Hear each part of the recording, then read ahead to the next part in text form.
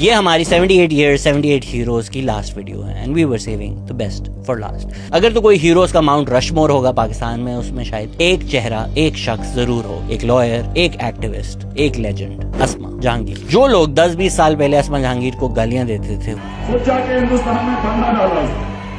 वैसे अस्मा जहांगीर और मौलाना फजल रहमान की लगता दोस्ती हो गई है दोनों।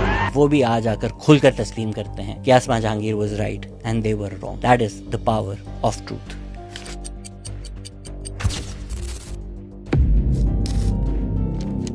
अस्मा जहांगीर ने human rights commission of Pakistan और AGHS लीगल एड, जो पाकिस्तान का पहला फ्री लीगल एड क्लिनिक था, दोनों के दोनों फाउंड किए। वो लॉयर्स मूवमेंट का भी हिस्सा थी, वो वुमेन्स एक्शन फोरम का भी हिस्सा थी। कई सोशल कॉजेज हैं जिसके लिए वो बाहर आई, उन्होंने केसेस लड़े, उन्होंने सड़कों पर मार्च किया। जो पाकिस्तान में रिलीजियस हार्मनी है, that was a cause close to Asma Jahangir heart as well. वो पहली सुप्रीम कोर्ट बार एसोसिएशन की खातून प्रेसिडेंट भी बनी, despite the campaign led against her by people like Ansar Abbasi. सारी जिंदगी उनमें hate campaigns, media campaigns, smear campaigns, हर तरह की तोहमत अपने ऊपर बर्दाश्त की, फिर भी हिम्मत नहीं हारी, सर उठाकर अपनी जिंदगी जी, हर कॉज के लिए लड़ा। She refused to bow down to hate and hateful losers. हद तक उन्होंने उन लोगों के भी केसेस लड़े, उन लोगों के भी राइट्स डिफेंड किए जिनसे वो पॉलिटिकली डिसएग्री करती थी। अल्ताफ हुसैन से लेकर जियो तक उन्होंने कोर्ट्स में सबके राइट्स डिफेंड किए। उनको पहली दफा जेल हुई 1983 में, जब वो ज़ियाउल हक के खिलाफ movement for restoration of democracy का हिस्सा बनी। ये जो उनके अंदर एक रेजिस्टेंस थी,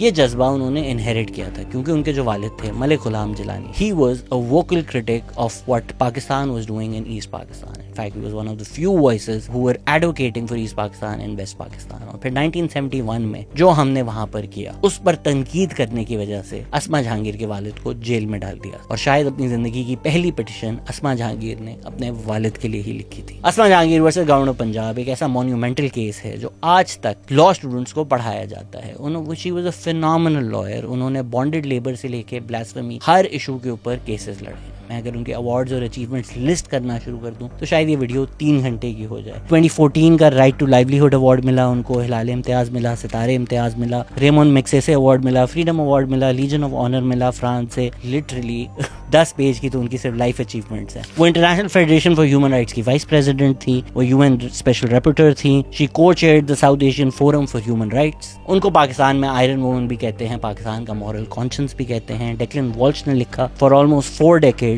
she has towered over Pakistan's human rights war. Abbas Nasir ने लिखा, gutsiest woman that Pakistan has. William Dalrymple ने लिखा, spent her professional life fighting for a secular civil society, challenging the mullahs and generals. ये भी कहा जाता है कि वीर ज़ारा में जो रानी मुखर्जी थी, that character was based on Asma Jahangir. ऐसे जो लोग होते हैं वो उनको आप लफ्जों में बयान नहीं कर सकते। There is nothing I can say to admire her work more. हम सिर्फ उनको सलाम पेश कर सकते हैं। अनफॉर्चुनेटली 2018 में उनका इंतकाल हो गया है। Pakistan lost a giant of a figure. जो वॉइड क्रिएट हुआ है उनके जाने के बाद, वो आज तक फिल नहीं हो सका। आज भी जब बर्बरियत होती है तो हम सोचते हैं कि अस्मा जहांगीर होती तो क्या कहती, वो क्या करती। हम शायद कैलकुलेट भी नहीं कर सकते कि अस्मा जहांगीर की लीडरशिप, उनकी मॉरल कॉन्शियंस, उनके एक्टिविज्म, उनकी आवाज, ये सब खोने से पाकिस्तान ने क्या कुछ नहीं खोया। तो उनके लिए हमारे ये लफ्ज तो छोटे ही पड़ जाते हैं। An icon of Pakistan, a legend, Asma Jahangir.